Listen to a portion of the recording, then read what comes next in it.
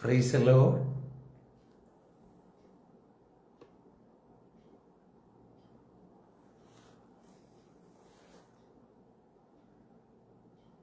എല്ലാ മാന്യ ശ്രോതാക്കൾക്കും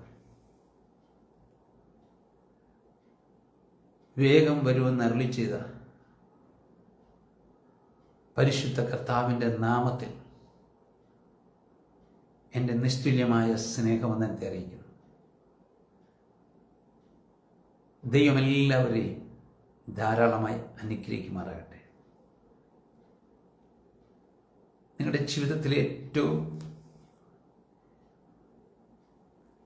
പ്രയോജനമുള്ള, നിങ്ങൾക്ക് ഏറ്റവും അനുഗ്രഹമായിരിക്കുന്ന, നിങ്ങളുടെ ജീവിതത്തെ ശരിക്കും മാറ്റിമറിക്കുന്ന നിലയിൽ ദൈവം വെളിപ്പെടുത്തിയ ഒരു ദൈവിക സന്ദേശം നിങ്ങളിലേക്ക് കൈമാറുക എന്നതാണ് ഈ ലൈവിലൂടെ ഞാൻ ദൈവകൃപയിൽ ശരണപ്പെടുന്നത്. ലൈവിലായിരിക്കുന്നവർ നിങ്ങൾ ഈ ലൈവ് ഒന്ന് ഷെയർ ചെയ്യുകയും ഓൺലൈനിലായിരിക്കുന്നവർ ഈ ലൈവിൽ ജോയിൻ ചെയ്യുകയും ചെയ്യുക. അത് നിങ്ങളുടെ ജീവിതത്തെ മാറ്റിമറിക്കുന്ന ഒരനുഭവമായിരിക്കും. ദൈവം എല്ലാവരെയും സമൃദ്ധിയായി അനുഗ്രഹിക്കട്ടെ. ഹല്ലേലൂയ. അപ്പോസ്തല പ്രവൃത്തി 3-ാം അധ്യായം അതിൻ്റെ 26-ാം വാക്യത്തിൻ്റെ അവസാന ഭാഗം. നിങ്ങളെ അനുഗ്രഹിക്കേണ്ടതിന് യേശുവിനെ അയച്ചിരിക്കുന്നു. നിങ്ങളെ അനുഗ്രഹിക്കേണ്ടതിന് യേശുവിനെ അയച്ചിരിക്കുന്നു. ആമേൻ. ഞാൻ ആ കുറിവാക്യം ആവർത്തിച്ചു പറയുവാൻ കാരണം, ഞാനിന്ന് നിങ്ങളുമായി പങ്കുവെക്കുന്ന വിഷയം പല നിലകളിൽ തെറ്റിദ്ധാരണകളും സംശയങ്ങളും വാദപ്രതിവാദങ്ങളൊക്കെ ഉള്ള ഒരു സബ്ജക്റ്റാണ്. ഞാനിന്ന് ചിന്തിക്കുന്നത്, എന്തുകൊണ്ടാണ് അനുഗ്രഹം അനുഭവിക്കുവാൻ കഴിയാത്തത്? ഹല്ലേലൂയ.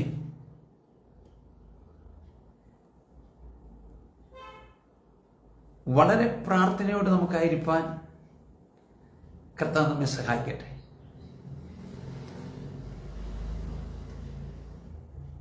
നിങ്ങളെ അനുഗ്രഹിക്കേണ്ടതിന് യേശുവിനെ അയച്ചിരിക്കുന്നു. ഹല്ലേലൂയ.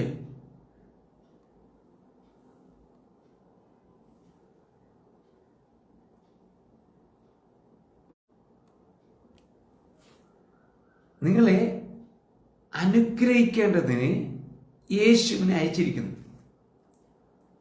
ആമേൻ. ഹല്ലേലൂയ. വളരെ പ്രാർത്ഥനയോടായിരിക്കണം.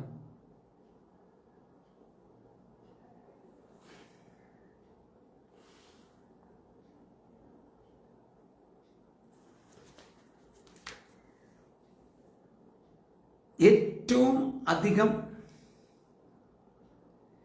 ചർച്ച ചെയ്യപ്പെടുന്ന ഒരു വിഷയമാണ്, എന്തുകൊണ്ട് എനിക്ക് അനുഗ്രഹം അനുഭവിക്കാൻ കഴിയുന്നില്ല, എന്തുകൊണ്ടാണ് ഞാൻ അനുഗ്രഹിക്കപ്പെടാത്തത്, എന്താണ് എനിക്ക് മാത്രം ഇത് നിഷേധിക്കപ്പെടുന്നത്? ഇങ്ങനെ വിവിധ നിലകളിൽ ഇതിനെക്കുറിച്ച് രണ്ട് വ്യക്തികൾ തമ്മിൽ കണ്ടാൽ സംസാരിച്ചു കൊണ്ടിരിക്കുകയാണ്. ആമേൻ. അതുകൊണ്ട് വളരെ ആഴമായി മനസ്സിലാക്കേണ്ട ചില കാര്യങ്ങളാണ് നാം ഇവിടെ ഒരുമിച്ച് ചിന്തിക്കുന്നത്.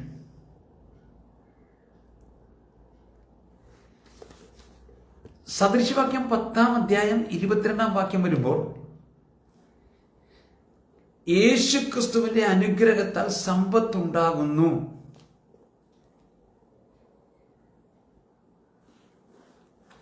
ആമേൻ. അപ്പൊ അനുഗ്രഹത്തിന്റെ റിസോഴ്സ് എന്ന് പറയുന്നത് കർത്താവായ യേശു ക്രിസ്തുവാണ്.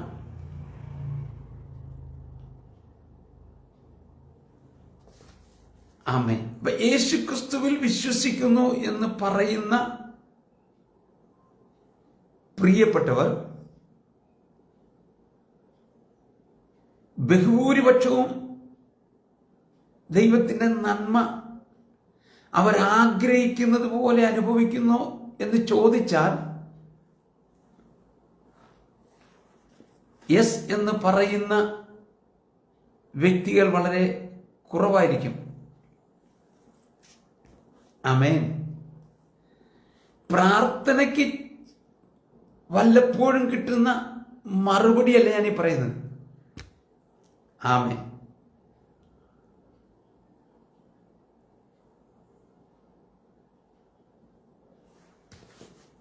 നിങ്ങളൊരു കാര്യം മനസ്സിലാക്കുക, എപ്പോഴാണ് മനുഷ്യന്റെ ജീവിതത്തിൽ അനുഗ്രഹം നഷ്ടമായത്? വിശുദ്ധ വേദപുസ്തകം അതിനെ സംശയങ്ങൾക്ക് യാതൊരുവിധ സാധ്യതകളും തരാതെ വണ്ണം സുവ്യക്തമായി വരച്ചു കാണിക്കുന്നുണ്ട്. ദൈവത്തിൻ്റെ അറിവിന് വിരുദ്ധമായ മറ്റൊരറിവ് എപ്പോൾ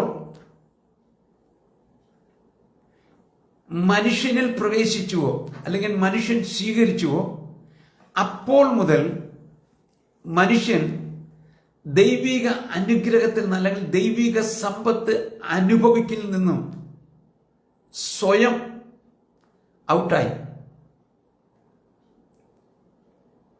ഇതിൻ്റെ തുടക്കം ഏദനിൽ ഒരു തോട്ടമുണ്ടാക്കിയ തോട്ടത്തിലായിരുന്ന ആദാം ഹവ്വ ദമ്പതിമാരിൽ ആണ് ഇതിൻ്റെ തുടക്കം.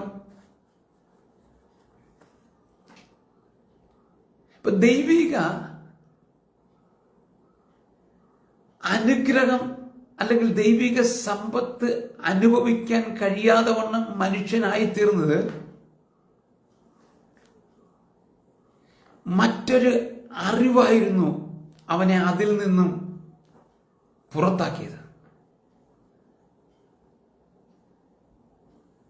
ലോകത്തിൽ രണ്ട് തരം അറിവുണ്ട്. ഒന്ന് ദൈവത്തിൻ്റെ ജ്ഞാനവും മറ്റൊന്ന് പിശാചിന്റെ അറിവും. പിശാചിന്റെ അറിവിനെ കുറിച്ച് ബൈബിൾ പറയുന്നത് അതാണ് ലോകത്തിന്റെ അറിവെന്നാണ്. ആ അറിവിന്റെ പ്രത്യേകത ബൈബിൾ പറയുന്നത് നല്ലതും ചീത്തതും തിരിച്ചറിയാൻ കഴിയുന്ന എന്നാണ് മലയാളം പരിഭാഷയെങ്കിലും ഇംഗ്ലീഷ് ഇങ്ങനെയാണ്, the good and evil knowledge എന്നാണ്. നല്ലതും പൈശാചികമായ അറിവെന്നാണ്. ഈ ലോകത്തിൽ നിങ്ങൾ കാണുന്ന നല്ലതെന്ന് പറയുന്ന, നിങ്ങൾ ടേസ്റ്റ് ചെയ്യുന്നത്, നിങ്ങൾ തിരിച്ചറിയുന്നത്, നിങ്ങൾ നല്ലതെന്ന് പറയുന്നതെല്ലാം ഒരു ടൈം കഴിയുമ്പോൾ ലോകം തന്നെ പറയും അത് നല്ലതല്ലായിരുന്നു. ആമേ. അപ്പൊ ഈ ലോകം നമ്മുടെ മുമ്പിൽ പ്രദർശിപ്പിക്കുന്ന, വെളിപ്പെടുത്തുന്ന ഏത് ഒന്നും ആദ്യം നമുക്ക് നല്ലതെന്ന് തോന്നാം. കുറച്ച് കഴിയുമ്പോഴാണ് അത് നല്ലതല്ല എന്ന് നമ്മൾ തിരിച്ചറിയുന്നത്. എന്നാൽ ദൈവിക ജ്ഞാനത്തിന്റെ പ്രത്യേകത അത് വർത്തമാനത്തിലും ഭൂതകാലത്തിലും ഭാവി കാലത്തും അത് മാറ്റമില്ലാതെ നിലനിൽക്കുന്നതാണ്. ഏത് കാലഘട്ടത്തിലും അത് നല്ലത് തന്നെയാണ്. ആമേൻ. ഹല്ലേലൂയ. ഇവിടെ കർത്താവിന്റെ വചനം പറയാണ്, കർത്താവിന്റെ അനുഗ്രഹത്താൽ സമ്പത്തുണ്ടാകുന്നു. എന്തുകൊണ്ടാണ് നമുക്ക് അനുഗ്രഹം അനുഭവിക്കാൻ കഴിയാത്തത്?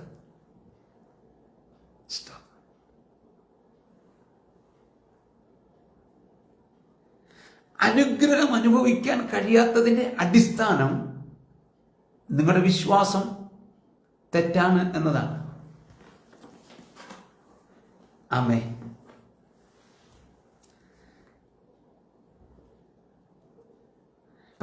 വിശ്വാസത്താൽ അല്ലാതെ ദൈവത്തിൻ്റെ സമ്പത്ത്, ദൈവത്തിൻ്റെ അനുഗ്രഹത്തിൽ വാഴുവാൻ, തുടർമാനമായി അതനുഭവിക്കുവാൻ കഴിയില്ല.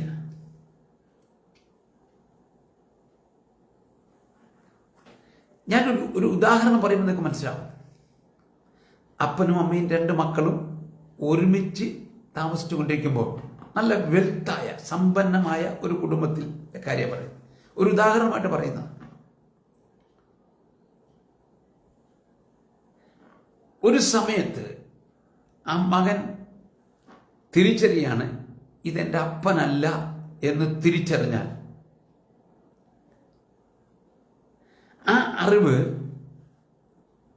അവനിൽ ഉണ്ടാക്കുന്ന മാറ്റം, അതുവരെയും അവൻ ജീവിച്ചത് അപ്പൻ്റെ അനുഗ്രഹത്തിൻ്റെ സമ്പത്തിനെ അനുഭവിച്ചുകൊണ്ടാണ്. അതവൻ അധ്വാനിച്ചിട്ടല്ല, അപ്പനിലുള്ള വിശ്വാസം, അല്ലെ എൻ്റെ അപ്പനാണെന്ന വിശ്വാസത്താൽ അപ്പനോടുകൂടെ ജീവിച്ചപ്പോൾ അവൻ സ്വമേധയാ അതനുഭവിക്കുകയാണ്. എന്നാൽ ഇതെൻ്റെ അപ്പനല്ല എന്ന് തിരിച്ചറിയുമ്പോൾ അവൻ സ്വമേധയാ അതിൽ നിന്ന് എന്ത് ചെയ്യുന്നു? ഈ അറിവ് അവനെ പുറത്തേക്ക് മാറ്റിക്കളയുന്നത് പോലെ, അതനുഭവിക്കാൻ കഴിയാത്തവണ്ണം അവൻ പുറന്തള്ളുന്നത് പോലെ, ഇവിടെ ദൈവത്തിൻ്റെ ജ്ഞാനത്തിലുള്ള വിശ്വാസത്താൽ അല്ലാതെ ഒരു ഭക്തനും അനുഗ്രഹിക്കപ്പെട്ട ജീവിതം തുടർമാനമായി നയിക്കാൻ പറ്റത്തില്ല. എന്ന് പറഞ്ഞാൽ, ദൈവിക സമ്പത്തിനകത്ത് ജീവിച്ചുകൊണ്ടത് അനുഭവിക്കണമെങ്കിൽ നിങ്ങളുടെ വിശ്വാസം ശരിയായ വിശ്വാസമായിരിക്കണം. ആമേൻ.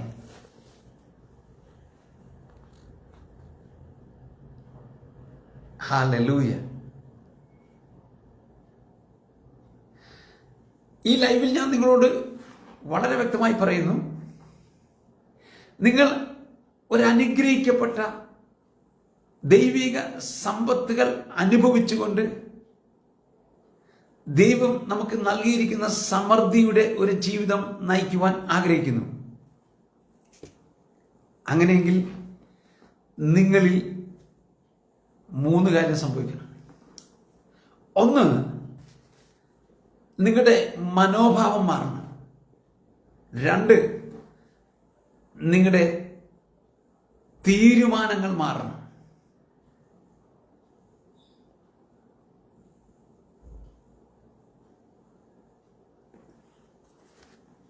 ഹല്ലേലൂയ. 3, നിങ്ങളുടെ ചിന്തയ്ക്ക് മാറ്റം വരണം. ആമേൻ. ഹല്ലേലൂയ. അപ്പൊ മനോഭാവം മാറണം, ചിന്ത മാറണം, തീരുമാനങ്ങൾ മാറണം. ആമേൻ. നിങ്ങളുടെ ചിന്ത എന്തായിരിക്കുന്നുവോ അതിൽ നിന്നാണ് നിങ്ങളുടെ മനോഭാവം ഉണ്ടാകുന്നത്. നിങ്ങളുടെ ചിന്തയിൽ നിന്നും മനോഭാവത്തിൽ നിന്നുമാണ് നിങ്ങളുടെ തീരുമാനങ്ങൾ രൂപപ്പെടുന്നത്. ആമേൻ. ഹല്ലേലൂയ.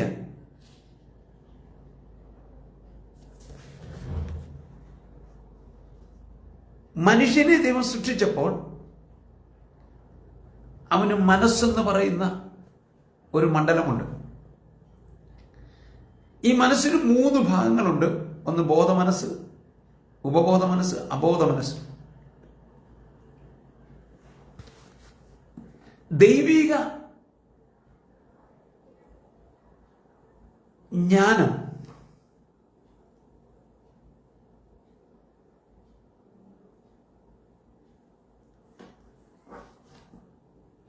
അത് നമ്മുടെ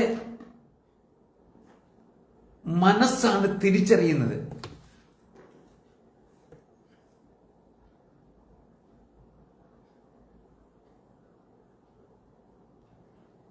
അങ്ങനെ നമ്മുടെ മനസ്സ് തിരിച്ചറിയുന്ന ദൈവത്തിൻ്റെ ജ്ഞാനം അത് നമ്മുടെ ഹൃദയത്തിൽ വിശ്വാസമായി രൂപപ്പെടണം. ആമേൻ. അപ്പൊ നമ്മുടെ മനസ്സിൽ നമ്മൾ അറിഞ്ഞും അറിയാതെയും ജീവിച്ചു വന്ന ജീവിത ശൈലിയിൽ നിന്നും ഈ ലോകത്തിലെ ജ്ഞാനം അല്ലെങ്കിൽ പിശാച് തന്ത്രപരമായി നിങ്ങളുടെ ഉപബോധ മനസ്സിൽ നിക്ഷേപിച്ചിരിക്കുന്ന തെറ്റായ നിഷേധാത്മകമായ ദൈവിക ജ്ഞാനത്തിന് വിരുദ്ധമായൊരു വിശ്വാസമുണ്ട്. ഹല്ലേലൂയ.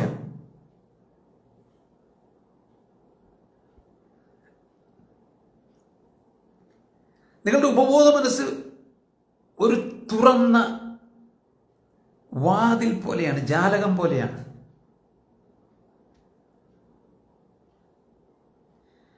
അതുകൊണ്ട് നിങ്ങളുടെ മനസ്സിൽ നിങ്ങൾ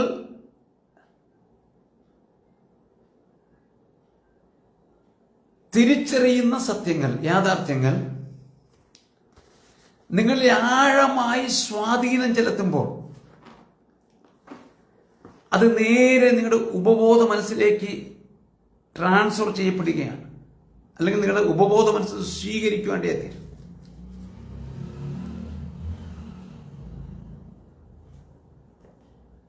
അപ്പൊ നിങ്ങളെ ആഴമായി സ്പർശിക്കുന്ന, നിങ്ങൾ ആഴമായി സ്വീകരിക്കുന്ന,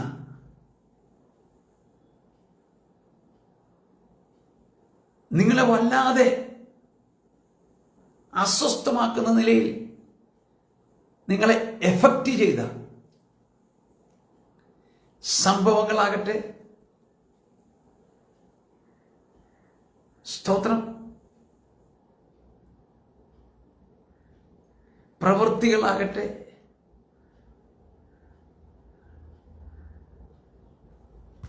ആഘോഷങ്ങളാകട്ടെ,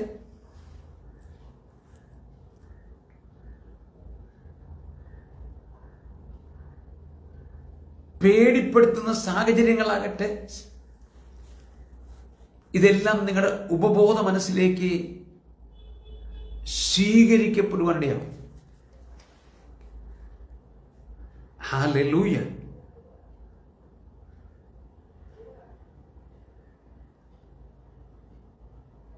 അപ്പം നിങ്ങളുടെ ജീവിതത്തിൽ നിങ്ങൾ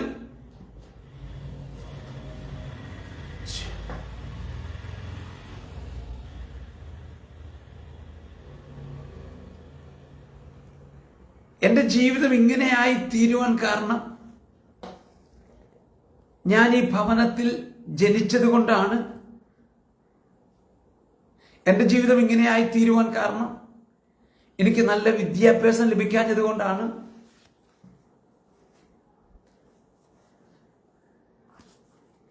ഞാൻ ഇങ്ങനെയൊക്കെ ആകുവാൻ കാരണം എൻ്റെ തെറ്റായ കൂട്ടുകെട്ടുകളാണ്, അതുമല്ലെങ്കിൽ തീരുമാനമെടുക്കേണ്ട സമയത്ത് തീരുമാനമെടുക്കാൻ പറ്റാതെ പോയതാണ്,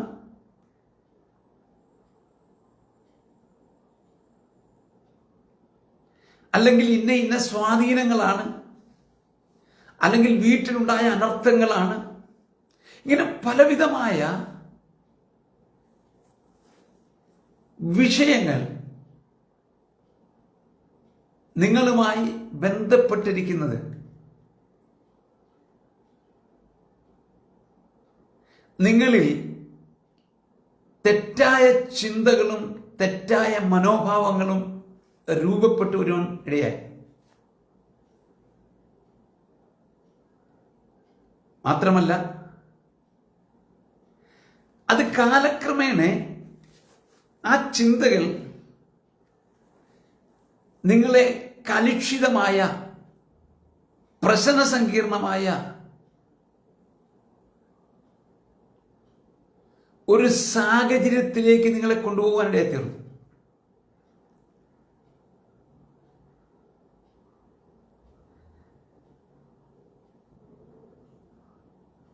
അതുവരെ ഉണ്ടായിരുന്ന നിങ്ങളുടെ ചിന്തകൾക്കും കാഴ്ചപ്പാടുകൾക്കും മനോഭാവത്തിന് മാറ്റം വന്നു. ഒരു സമൃദ്ധിയുടെ ജീവിതം, ഒരു അനുഗ്രഹിക്കപ്പെട്ട ജീവിതത്തെക്കുറിച്ചുള്ള നിങ്ങളുടെ കാഴ്ചപ്പാട് മാറി. ഇനി ഒരിക്കലും എനിക്കൊരു നല്ല ജീവിതം ഉണ്ടാകത്തില്ല, ഞാൻ എത്രയൊക്കെ അധ്വാനിച്ചാലും എനിക്ക് ഇവിടം വരെയൊക്കെ എത്താൻ പറ്റൂ. ഇത് ചിലർക്ക് മാത്രം പറഞ്ഞിരിക്കുന്നൊരു കാര്യമാണ്.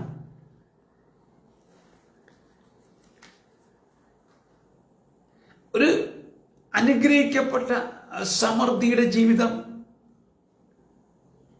നയിക്കാൻ കഴിയാതെ വണ്ണം നിങ്ങളുടെ ചിന്തകൾ തെറ്റായ ചിന്തകളും തെറ്റായ മനോഭാവത്തിലേക്കും നിങ്ങൾ മാറുവേണ്ടേത്തും. ആമേൻ. സമ്പത്തിനെ കുറിച്ചുള്ള നിങ്ങളുടെ അനുമാനങ്ങൾ, നിങ്ങളുടെ കാഴ്ചപ്പാടുകൾ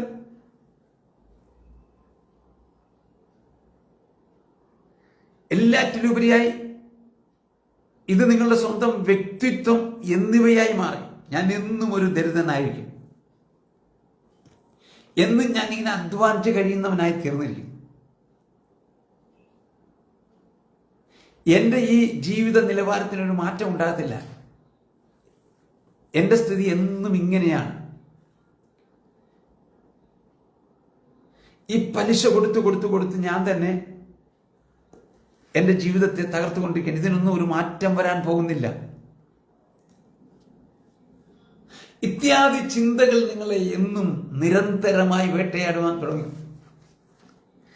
ഇതിൽ നിന്ന് നിങ്ങളിൽ നിഷേധാത്മകമായ ഈ ചിന്തകളിൽ നിന്നും നിങ്ങൾ പുറത്തു വരാൻ തയ്യാറാകാത്തിടത്തോളം കാലം നിങ്ങൾക്കൊരിക്കലും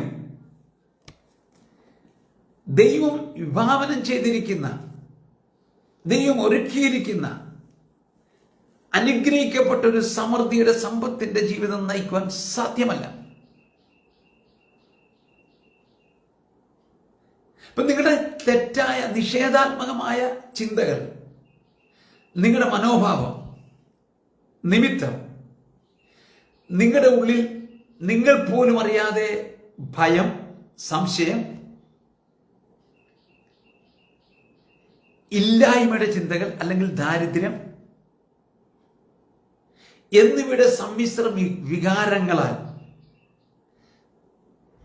നിങ്ങൾ അനുദിനം അതിനകത്തുകൂടെ സഞ്ചരിക്കാൻ തുടങ്ങും. ആമേൻ. ഇത് നിങ്ങളുടെ ഉപബോധ മനസ്സിൽ നിങ്ങൾ പോലും അറിയാതെ ഒരു ഉറപ്പുള്ള വിശ്വാസത്തെ രൂപപ്പെടുത്തുന്നു. ആമേൻ. ഹല്ലേലൂയ. അനന്തരഫലമായിട്ട് എന്താ സംഭവിക്കുക? ഈ ഉറപ്പുള്ള ഒരു തെറ്റായ വിശ്വാസം, ഇല്ലായ്മയുടെ ഒരു തെറ്റായ വിശ്വാസം നിങ്ങളിൽ സംജാതം രൂപപ്പെട്ട് കഴിയുമ്പോൾ ഇതിൽ നിന്ന് പുറത്തു വരുവാൻ നിങ്ങൾ അനുദിനം പരിശ്രമിക്കുവാൻ നല്ല ആശയങ്ങൾ നിങ്ങൾ ഉണ്ടാക്കാം. നല്ല ചിന്തകൾ നിങ്ങളിൽ കോറിയെടുക്കാൻ നിങ്ങൾ പരിശ്രമിക്കാം.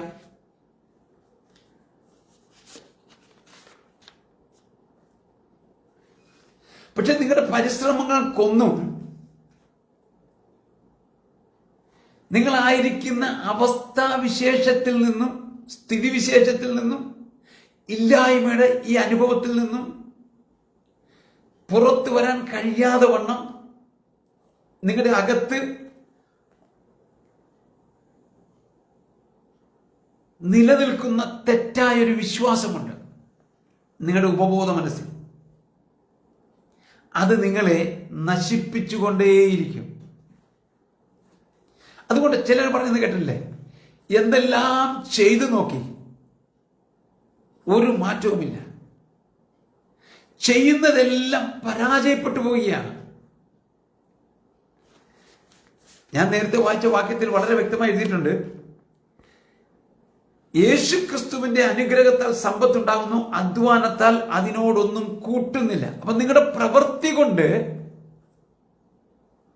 നിങ്ങൾക്കതിനെ സൃഷ്ടിക്കാൻ സാധ്യമല്ല. നമ്മുടെ പ്രവൃത്തിക്ക് കിട്ടുന്നത് സമ്പത്തല്ല, വേജസാണ്, കൂലിയാണ്. ആ കൂലി കൊണ്ട് നിങ്ങൾ എത്രയൊക്കെ സമ്പത്ത് ഉണ്ടാക്കാൻ നോക്കിയാലും അതൊരിക്കലും നടക്കുന്ന കാര്യമല്ല. കുറെ ധനം നിങ്ങൾക്ക് സമ്പാദിക്കാം, അല്ലെങ്കിൽ കൂട്ടിവെക്കാം. നിങ്ങൾ കൂട്ടിവെക്കുന്നതനുസരിച്ച് അത് ചെലവായിക്കൊണ്ടിരിക്കും. സമ്പത്ത് എന്ന് പറയുന്നത് നിലനിൽക്കുന്ന ഒരവസ്ഥയാണ്. ആമേൻ.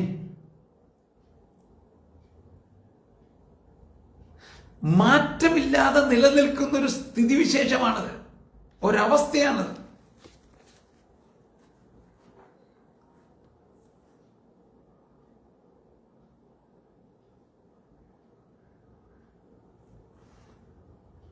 നിങ്ങൾ ഒത്തിരി പരിശ്രമിച്ച് അധ്വാനിച്ച് നിങ്ങൾ സമ്പത്ത് അല്ലെങ്കിൽ സമൃദ്ധി ഉണ്ടാക്കുവാൻ തീരുമാനിച്ച് നിങ്ങൾ പ്രവർത്തിച്ചാലും നിങ്ങളുടെ ഉപബോധ മനസ്സിൽ കിടക്കുന്ന നിഷേധാത്മകമായ ചിന്തയിൽ നിന്നും മനോഭാവത്തിൽ നിന്നും രൂപപ്പെട്ടിരിക്കുന്ന ഉറച്ചൊരു തെറ്റായ വിശ്വാസം, ഇല്ലായ്മയുടെ, ദാരിദ്ര്യത്തിന്റെ വിശ്വാസം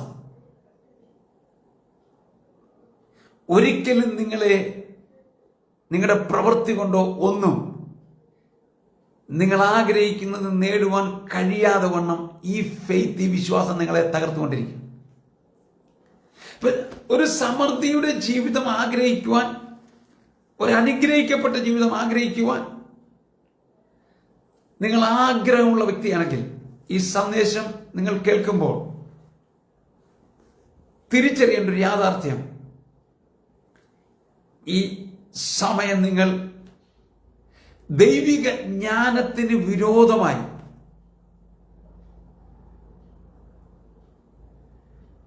നിങ്ങളെ സ്വാധീനിക്കുന്ന ഈ ലോകത്തിന്റെ അറിവ് അല്ലെങ്കിൽ സാത്താന്റെ അറിവ്, അതിൽ നിന്നും നിങ്ങളിൽ രൂപപ്പെട്ടിരിക്കുന്ന തെറ്റായ നിഷേധാത്മകമായ ചിന്തകളെയും മനോഭാവത്തിൽ നിന്നും നിങ്ങൾ പുറത്തു വരുവാൻ തീരുമാനമെടുക്കുക.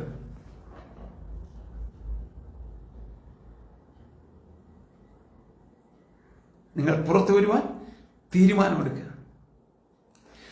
നിഷേധാത്മകമായ ചിന്തകളിൽ നിന്നും മനോഭാവത്തിൽ നിന്നും നിങ്ങൾ പുറത്തു വരുവാൻ ആഗ്രഹിക്കുന്നുവെങ്കിൽ നിങ്ങളുടെ തീരുമാനത്തിന് മാറ്റം വരും. അതുകൊണ്ട് കർത്താവ് പറഞ്ഞത്, റോമാലേഖനം 12-ാം അധ്യായത്തിൽ പറയുന്നു, നിങ്ങൾ ഈ ലോകത്തോട് അനുരൂപരാകരുത്. ഈ ലോകത്തോട് അനുരൂപമാകുക എന്ന് പറഞ്ഞാൽ ലോകത്തിന്റെ അറിവിനെ അനുസരിച്ച് നിങ്ങൾ ജീവിക്കാൻ തുടങ്ങരുത്. ഇപ്പൊ ലോകത്തിന്റെ അറിവിനനുസരിച്ച് നിങ്ങൾ ജീവിക്കാൻ തുടങ്ങിയാൽ ഈ ലോകം നിങ്ങളിലേക്ക് കൈമാറുന്നത് തെറ്റായ അറിവായിരിക്കാൻ നിങ്ങളിൽ രൂപപ്പെടുന്നത് നിഷേധാത്മകമായ ചിന്തകളും മനോഭാവങ്ങളുമായിരിക്കും. ഞാൻ ആരംഭത്തിൽ പറഞ്ഞു, ലോകത്തിന്റെ അറിവിന്റെ ഒരു പ്രത്യേകത, ആദ്യം അത് നല്ലതെന്ന് തോന്നാം, അല്പം കഴിയുമ്പോൾ അതിനകത്ത് മറഞ്ഞിരിക്കുന്ന അപകടകരമായ അവസ്ഥ വരും. അതാണ് ഏതെനിൽ സംഭവിച്ചത്. അവര് പറയുന്ന പരസ്യവാചകങ്ങൾ, അവര് നമ്മുടെ മുമ്പിൽ വെളിപ്പെടുത്തുന്ന ഓരോ പ്രോഡക്റ്റിനെ കുറിച്ചുമുള്ള പ്രിസ്ക്രിപ്ഷനുകൾ, വിവരണങ്ങൾ, നമ്മുടെ മുമ്പിൽ ഉൽപ്പാദിച്ചു കൊണ്ടുവരുന്ന മെഷീനുകൾ, വസ്തുവകകളൊക്കെല്ലാം അവര് പറയുന്ന തനതായ അറിവിനെ ഉള്ള കാലം മൊത്തം നിലനിർത്താൻ സാധ്യമല്ല. അതുകൊണ്ടാണ് അവർ പുതിയ പുതിയ അപ്ഡേഷൻസ് അതിൽ നടത്തുന്നത്. അപ്പം ഒരു മൊബൈൽ ഉണ്ടാക്കി ആപ്പിൾ, അത് വെർത്താണെങ്കിൽ ഉള്ള കാലം മൊത്തം അതുപോലെ. അപ്പൊ അവർ ഉണ്ടാക്കുന്ന ആ അറിവിൽ നിന്നുണ്ടാക്കിയ പ്രോഡക്റ്റിനെ ഒരു നിശ്ചിത ടൈം പീരീഡിനുള്ളിൽ, സമയപരിധിക്കുള്ളിൽ മാത്രമേ അതിന് ലൈഫുള്ളൂ. അത് കഴിയുമ്പോൾ അതിനോട് എന്ത് ചെയ്തു? അതിന്റെ പുതിയ അപ്ഡേഷൻസ് അതിലിട്ടാൽ മാത്രമേ. ഈ ലോകത്തിന്റെ അറിവ് അല്ലെങ്കിൽ സാത്താന്റെ അറിവിന് പരിമിതിയുണ്ട്.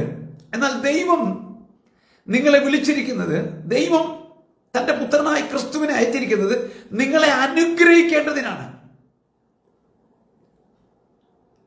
അത് വർത്തമാനം, ഭാവി, ഭൂതം എന്ന് പറയുന്ന 3 അവസ്ഥയിലും മാറ്റമില്ലാതെ നിലനിൽക്കുന്ന ഒരവസ്ഥയ്ക്കാണ് സമ്പന്നത എന്ന് പറയുന്നത്, അല്ലെങ്കിൽ സമ്പത്ത് എന്ന് പറയുന്നത്. ഇപ്പൊ നിങ്ങളിൽ സംജാതമായിരിക്കുന്ന, രൂപപ്പെട്ടിരിക്കുന്ന നിഷേധാത്മകമായ അറിവിൽ നിന്ന് ഇന്ന് ബൈബിൾ വെളിപ്പെടുത്തുന്ന സത്യങ്ങൾക്ക് വിരുദ്ധമായ കാര്യങ്ങളാണ് ഇന്ന് 95% പ്ലാറ്റ്ഫോമുകളിലും വിളിച്ചു പറയുന്നത്.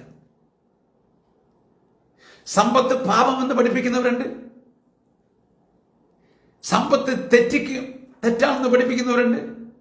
ഇവരെ ഏതൊക്കെ നിലയിൽ ഈ വിഷയത്തെക്കുറിച്ച് പഠിപ്പിച്ചാലും, വാദപ്രതിവാദങ്ങൾ നടത്തിയാലും, ഡിബേറ്റുകൾക്ക് പോയാലും ഇവരുടെ അകത്തളങ്ങളിൽ ഇവർ ഇതിനെ ഓമനിക്കുകയാണ്. ഈ പറയുന്നവർക്കെല്ലാം അറിയാം സമ്പത്തില്ലാതെ ജീവിക്കാൻ പറ്റത്തില്ല. ഹല്ലേലൂയ. സമ്പത്തുള്ളവൻ പറയും സമ്പത്ത് പാപമാണ്. ആമേൻ. ഞാൻ പറയുന്നതിന്റെ സാരാംശം നിങ്ങൾക്ക് മനസ്സിലാക്കാൻ വിശ്വസിക്കാൻ, നിങ്ങളുടെ അപ്പൻ ഒരു സമ്പന്നനാണെന്ന് നിങ്ങൾ ചിന്തിക്കുക.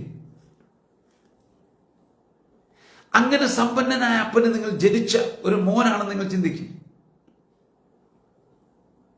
എന്നിട്ട് നിങ്ങൾ ഈ അപ്പന്റെ സമ്പന്നതയ്ക്കകത്ത് ജീവിക്കുമ്പോൾ, അപ്പന്റെ സമ്പന്നതയുടെ അനുഗ്രഹങ്ങൾ അനുഭവിക്കാതെ നിങ്ങൾ വല്ലതും തരണമേ എന്നും പറഞ്ഞ് സറൗണ്ടിൽ നിന്നൊക്കെ നിങ്ങളുടെ നിലനിൽപ്പിന് ആവശ്യമായത് നിങ്ങൾ ഇരന്നു വാങ്ങിച്ച്, ചോദിച്ചു വാങ്ങിച്ച് നിങ്ങൾ ജീവിച്ച അപ്പന്റെ മനോഭാവം എന്തായിരിക്കും? അപ്പൻ അത് അംഗീകരിക്കുമോ?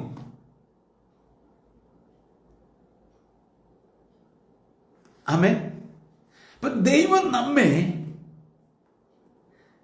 അവിടുത്തെ പുത്രത്വത്തിൽ കൊണ്ടുവന്ന് അവിടുത്തെ അവകാശത്തിന്റെ ഓഹരിക്കാൻ അർഹതയുള്ളവനാക്കി തീർത്തുവെങ്കിൽ നമ്മുടെ റൈറ്റ് ആണ്. സമ്പത്ത് എന്ന് പറയുന്നത് പ്രൊഫസി അല്ല, അതൊരു ഗിഫ്റ്റ് അല്ല.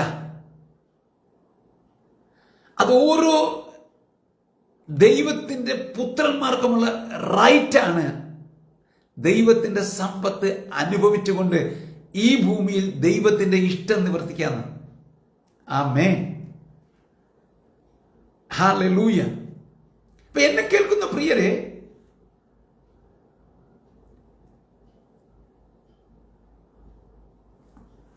ദൈവവചനം വളരെ വ്യക്തമായി പറയുന്നു, നിങ്ങൾ അങ്ങനെ ഒരു അനുഗ്രഹിക്കപ്പെട്ട ദൈവിക സമൃദ്ധിക്കകത്ത് ജീവിച്ചുകൊണ്ട്, ദൈവത്തിന്റെ സമ്പത്തിനകത്ത് ജീവിച്ചുകൊണ്ട് ഒരു ജീവിതം നയിക്കുവാൻ നിങ്ങൾ ആഗ്രഹിക്കുന്നുവെങ്കിൽ നിങ്ങളിൽ ആദ്യം നടക്കേണ്ടത് നിഷേധാത്മകമായ നിങ്ങളുടെ ചിന്തകളെയും മനോഭാവങ്ങളെയും നിങ്ങൾ ഇന്നിവിടെ വിരാമം കുറിക്കണം. അത് നിമിത്തം നിങ്ങളിൽ നിക്ഷേപിക്കപ്പെട്ടിരിക്കുന്ന, നിങ്ങളുടെ ഉപബോധ മനസ്സിൽ സ്വീകരിച്ചിരിക്കുന്ന ഒരു തെറ്റായ ദൈവിക അനുഗ്രഹത്തിന്, ദൈവിക സമൃദ്ധിയുടെ ജീവിതത്തിന് തെറ്റായ നിലയിൽ നിങ്ങളിൽ നിലനിൽക്കുന്ന ഒരു വിരുദ്ധമായ വിശ്വാസമുണ്ട്. അതിൽ നിന്ന് നിങ്ങൾ പുറത്തു വരണം. വിശ്വാസം ഒരുവനിൽ സൃഷ്ടിക്കപ്പെടുന്നത് കേൾക്കുന്നത് നിമിത്തമാണെന്നാണ്. അപ്പൊ നിങ്ങൾ എന്ത് കേൾക്കുന്നു എന്നതാണ് നിങ്ങളിൽ വിശ്വാസം ഉണ്ടാകുവാനുള്ള ചാലി. ഇപ്പൊ ദൈവവചനത്തിന്റെ തെറ്റായ കേൾവിയാണ് നിങ്ങൾക്കുണ്ടെങ്കിൽ നിങ്ങൾ മനസ്സിലാക്കുന്നത് തെറ്റായിട്ടായിരിക്കും. അപ്പോൾ നിങ്ങളിൽ രൂപപ്പെടുന്നത് നിഷേധാത്മകമായ ഒരു ചിന്തയും നിഷേധാത്മകമായ ഒരു മനോഭാവമായിരിക്കും.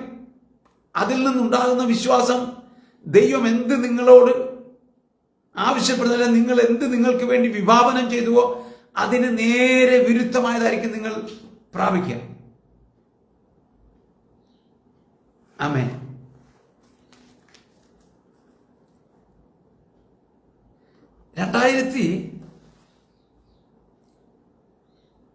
ഞാൻ കർത്താവിൻ്റെ വേലയ്ക്ക് ഇറങ്ങുമ്പോൾ എൻ്റെ ക്രിസ്ത്യ ജീവിതം ആരംഭിക്കുന്നത് എൻ്റെ മുറിയിൽ യേശു ഇറങ്ങിവന്ന് എന്നോട് സംസാരിച്ച ശബ്ദത്തിൽ നിന്ന്.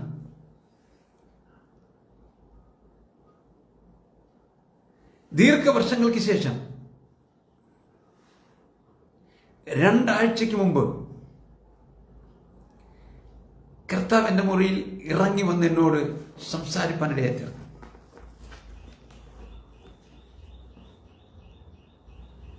ഏകദേശം 268 ദിവസത്തെ ഒരു പ്രത്യേക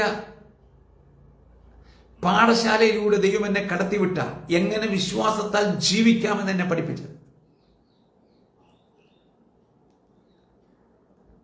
കർത്താവ് എന്നോട് പറഞ്ഞു, വിശ്വാസത്തിന്റെ മറ്റൊരു ഡയമെൻഷനിലേക്ക് നീ കയറേണ്ട സമയം കഴിഞ്ഞു. ആമേൻ. ഹല്ലേലൂയ. ഞാൻ നിങ്ങൾക്കത് പെട്ടെന്ന് മനസ്സിലാകുന്ന രീതി പറയാം. അതെല്ലാവരിലും അത് അപ്ഡേറ്റ് ആവുമെന്ന് എനിക്കറിയത്തില്ല. അത് ദൈവത്തിന്റെ നേരിട്ട് ഇടപെടലുണ്ടാകണം. ഗനസരേത്ത് തടാകത്തിൽ യേശു പത്രോസിന്റെ പടകിൽ കയറിയിരുന്ന് പിതാവേൽപ്പിച്ച ദൗത്യം സുവിശേഷം ജനത്തോട് പറഞ്ഞപ്പോൾ അവിടെ വന്നവർ സൗഖ്യമായി, അവിടെ വന്നവർക്ക് വിടുതൽ നടന്നു, അവരുടെ ജീവിതം മാറി, എല്ലാം നടന്നു. അതെല്ലാം ഇൻഡിവിജ്വലായ കാര്യങ്ങളാണ്. എന്നാൽ പത്രോസിനോട് മാത്രമായി ദൈവം ഇടപെട്ടു. പത്രോസിനോട് പറഞ്ഞു, നീ ആഴത്തിൽ വലയിറക്കാൻ പറഞ്ഞപ്പോൾ പത്രോസ് പറഞ്ഞു, ഞാൻ രാത്രി മൊത്തം അധ്വാനിച്ചു, എങ്കിലും ഞാൻ നിന്റെ വാക്കിൽ വലയിറക്കാം. ഈ ചാകരയുള്ള സമയത്ത് മാത്രമാ മുക്കുവന്മാർ പകല് വലയിറക്കുന്നത്. അല്ലെങ്കിൽ ഇവരുടെ വല വീശുന്നത് എപ്പോഴും രാത്രിയിലാണ്. അപ്പം ഒരു സാധ്യതയും ഇല്ലാത്തൊരു അറ്റ്മോസ്ഫിയറിനകത്ത് രാത്രി മൊത്തം അധ്വാനിച്ചിട്ടൊന്നും കിട്ടാതിരിക്കുമ്പോൾ ഒരു മനുഷ്യനോട് ദൈവം കൈമാറിയ ഒരു സന്ദേശം, നമ്മൾ വായിച്ച കുറിവാക്യം, നിങ്ങളെ അനുഗ്രഹിക്കേണ്ടതിന് യേശുവിനെ അയച്ചിരിക്കുന്നു. അപ്പൊ യേശു പത്രോസിന്റെ പടകിൽ വന്നിട്ട് യേശു പത്രോസിനോട് പറയാണ്, നീ ആഴത്തിൽ വലയിറക്കാൻ പറഞ്ഞപ്പോൾ പത്രോസിന്റെ പടകിൽ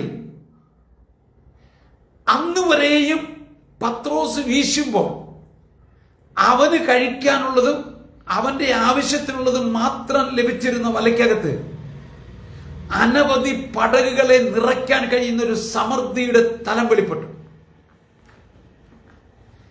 പത്രോസിന്റെ പടകിലിരുന്ന് ജനക്കൂട്ടത്തോട് സംസാരിച്ചപ്പോൾ ആ ശബ്ദം, അതേ ശബ്ദം അവർക്ക് അവരുടെ പ്രശ്നങ്ങൾക്ക് പ്രതിവിധിയായി മാറിയപ്പോൾ,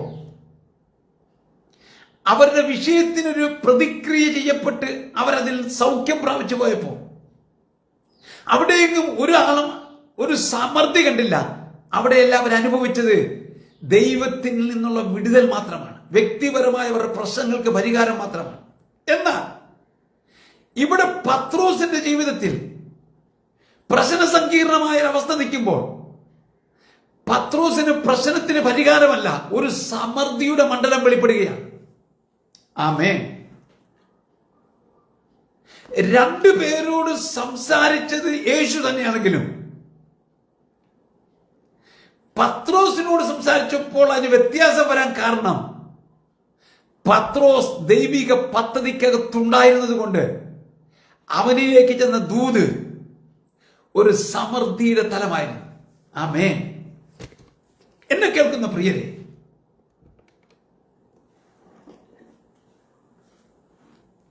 നിങ്ങളുടെ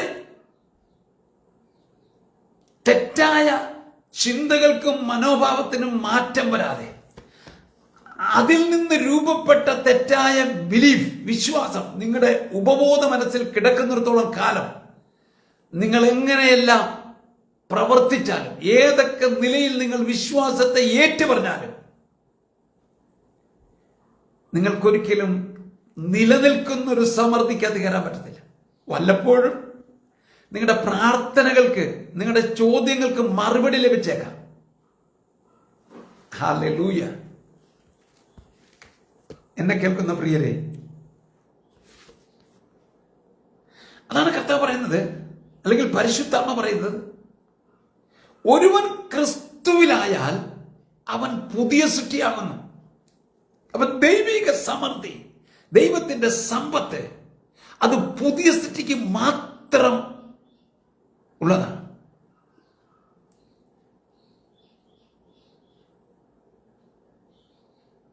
പുതിയ സൃഷ്ടിയിലല്ലാതെ ദൈവിക അനുഗ്രഹത്തെ ക്യാരി ചെയ്യാൻ കഴിയത്തില്ല.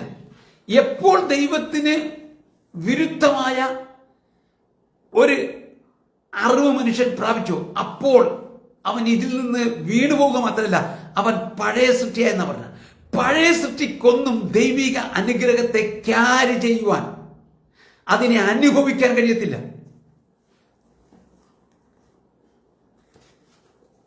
പുതിയ സൃഷ്ടിയാണ് എന്ന് കർത്താവ് പറയുമ്പോൾ, നിങ്ങളെ പുതിയ സൃഷ്ടിയാക്കിയത് ദൈവിക അനുഗ്രഹങ്ങൾ അനുഭവിച്ചുകൊണ്ട് ദൈവത്തിന്റെ ഇഷ്ടം നിവർത്തിക്കാനാണ്. അതിൽ നിങ്ങൾക്കൊരു പ്രയോറിറ്റിയിൽ നിങ്ങൾക്കൊരു സാധ്യതയുമില്ല. നിങ്ങൾ അതിനുവേണ്ടി ഒന്നും ചെയ്തിട്ടില്ല. അതെല്ലാം നിവർത്തിച്ചത് ക്രിസ്തുവാണ്, യേശുവിലാണ്. ഇവിടെ വളരെ വ്യക്തമായി പറയുന്നു, ദൈവത്തിന്റെ അനുഗ്രഹത്തെ അനുഭവിക്കുവാൻ കഴിയാതെ ഈ ലൈവിൽ എന്നെ കേൾക്കുന്നുവെങ്കിൽ, ഇതിനുശേഷം ഈ വീഡിയോ നിങ്ങൾ വാച്ച് ചെയ്യുമ്പോൾ നിങ്ങളൊരു തീരുമാനത്തിലേക്ക് എത്തുക.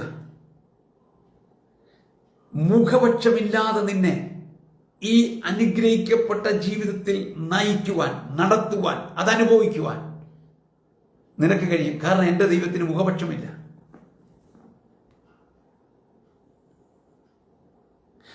നിങ്ങളുടെ ജീവിതത്തിൽ പരാജയപ്പെട്ട ജീവിതമാണെങ്കിൽ, നിങ്ങൾക്ക് ഇത് അനുഭവിക്കാൻ കഴിഞ്ഞില്ലെങ്കിൽ, മറ്റാരുമല്ല അതിന് കുഴപ്പം, നിങ്ങൾ തന്നെയാണ്.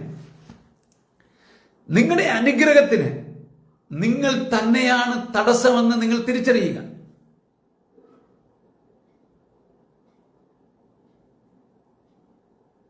അതുകൊണ്ട് പൗലോസ് പറഞ്ഞത്, ഞാൻ നിങ്ങളുടെ ഇടയിൽ പാർത്തപ്പോൾ യേശു ക്രിസ്തുവിനെ അല്ലാതെ മറ്റൊന്നും അറിയുന്നില്ല എന്ന് പറഞ്ഞാൽ, പൗലോസ് മറ്റാരുടെ കൂടെ സഹകരിച്ചില്ല എന്നല്ല, ക്രിസ്തുവിന്റെ ജ്ഞാനം മാത്രമാണ് അവൻ ഹോൾഡ് ചെയ്തത്, അവൻ സ്വീകരിച്ചത്. അല്ലാത്ത ലോകത്തിൻ്റെതൊന്നും അവൻ എടുത്തില്ല എന്നുള്ളതാണ്.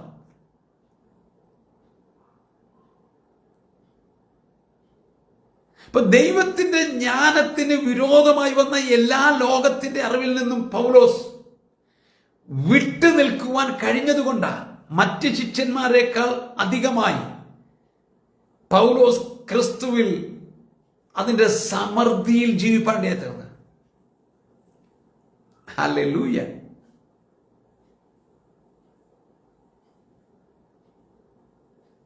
എന്നെ കേൾക്കുന്ന പ്രിയരെ, നിങ്ങളുടെ ജീവിതത്തിൽ ഇന്ന് നിങ്ങളുടെ മനോഭാവത്തിനും നിങ്ങളുടെ ചിന്തയ്ക്കും, നിഷേധാത്മകമായ മനോഭാവത്തിനും ചിന്തയ്ക്കും മാറ്റം വരുത്തുവാൻ നിങ്ങൾ തയ്യാറാകുന്നു എങ്കിൽ, ആ നിമിഷം മുതൽ നിങ്ങളുടെ ചിന്തകൾ ദൈവിക ജ്ഞാനത്തിന്റെ ചിന്തകളും അതിലൂടെ രൂപപ്പെടുന്ന മനോഭാവത്തിലേക്ക് നിങ്ങൾ പ്രവേശിക്കാൻ തയ്യാറാണ്. കർത്താവ് പറഞ്ഞു, ഞാൻ വന്ന് നിങ്ങളെ അനുഗ്രഹിക്കാനാണ്. പത്രോസിന്റെ ലേഖനത്തിൽ പരിശുദ്ധാത്മ എഴുതി, ഈ അനുഗ്രഹം അനുഭവിക്കേണ്ടതിന് നിങ്ങളെ വിളിച്ചിരിക്കുന്നു.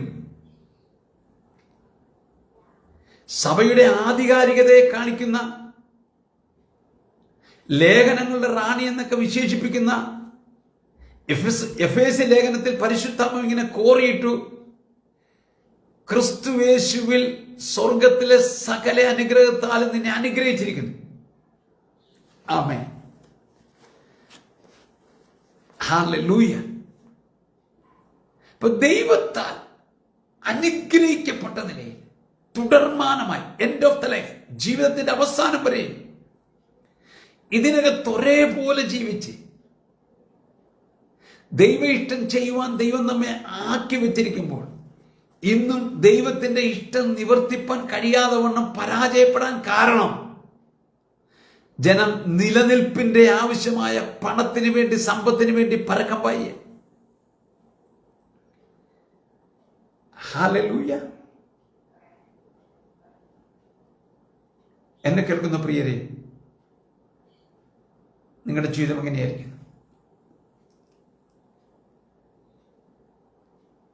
ഞാൻ എൻ്റെ വാക്കുകൾക്കൂടെ വിരാമം കുറിക്കാൻ ആഗ്രഹിക്കുകയാണ്. ഈ സന്ദേശം പൂർത്തീകരിക്കപ്പെട്ടില്ല. കർത്താവ് എൻ്റെ മുറിയിൽ ഇറങ്ങിയിട്ട് വന്നു. ഇനി മുതൽ വിശ്വാസത്തിൻ്റെ മറ്റൊരു തലമായ നിലനിൽക്കുന്ന ദൈവിക അനുഗ്രഹത്തിൻ്റെ സമ്പത്തിൻ്റെ അകത്ത് നീ ജീവിക്കാൻ തുടങ്ങുക. ആമേൻ. ദൈവം എന്നോട് നേരിട്ട് സംസാരിക്കുകയും ഒത്തിരി കാര്യങ്ങൾ എന്നെ വെളിപ്പെടുത്തുകയും ആമേൻ സ്തോത്രം എനിക്ക് ബോധ്യപ്പെടുന്ന നിലയിൽ കർത്താവിൻ്റെ പ്രൂഫുകൾ കാണിച്ച് എന്നെ ബോധ്യപ്പെടുത്തുവാണ്ടേ തീർന്നു. അതൊന്നും നിങ്ങളോട് പറയുവാൻ ഞാൻ ആഗ്രഹിക്കുന്നില്ല. ആമേൻ. ഇന്ന് പകൽ ഞാൻ പറയട്ടെ, നിങ്ങളിങ്ങനൊരു ആഗ്രഹം നിങ്ങളുടെ അകത്തുണ്ടെങ്കിൽ, ഇങ്ങനൊരു ജീവിതം നയിക്കാൻ നിങ്ങൾ ആഗ്രഹിക്കുന്നെങ്കിൽ, ഹാർദവുമായി ഞാൻ നിങ്ങളെ സ്വാഗതം ചെയ്യുന്നു. എല്ലാ ബുധനാഴ്ചകളിലും രാവിലെ 10:30 മുതൽ 1:30 വരെ കോട്ടയം പൂവന്തുരുത്ത് എന്ന സ്ഥലത്ത് എൻ്റെ ഭവനത്തിൽ നടക്കുന്ന ഈ പൊതുവായ മീറ്റിംഗ്, ജാതി മത വർണ്ണ വർഗ വ്യത്യാസമില്ലാതെ, സഭയുടെ മീറ്റിംഗ് ഒന്നുമല്ല, പൊതുവായ ജാതികൾ വരുന്നുണ്ട്, അമേശ്വരത്ത് എല്ലാ തുറയിലുള്ളവരും വന്ന് അനുഗ്രഹിക്കപ്പെട്ട നിലയിൽ പോകുന്ന ഈ മീറ്റിംഗിലേക്ക് നിങ്ങളെ ഹാർദമായി സ്വാഗതം ചെയ്യുന്നു. ഈ ജീവിതം തുടർമാനമായി നിങ്ങൾ അനുഭവിക്കുവാൻ, ഈ ഭൂമിയിൽ നിങ്ങളുടെ ജീവിതം ഏറ്റവും അനുഗ്രഹപൂർണവും അർത്ഥപൂർണമായി തീരുവാൻ സർവശക്തനായ ദൈവം നിങ്ങൾക്കൊരുക്കിയ ഈ സമൃദ്ധിയുടെ, സമ്പദ് സമൃദ്ധിയുടെ, അനുഗ്രഹത്തിൻ്റെ ഒരു ജീവിതത്തെ അനുഭവിച്ചുകൊണ്ട് കർത്താവിന് വേണ്ടി നിൽക്കുവാൻ നിങ്ങളെ ഹാർദമായി സ്വാഗതം ചെയ്യുന്നു. ഈ വാക്കുകളാൽ ദൈവം നിങ്ങളെ അനുഗ്രഹിക്കട്ടെ എന്ന് ആത്മാർത്ഥമായി പ്രാർത്ഥിച്ചുകൊണ്ട് ഞാൻ എൻ്റെ വാക്കുകൾക്ക് വിരാമം കുറിക്കുന്നു. God bless you.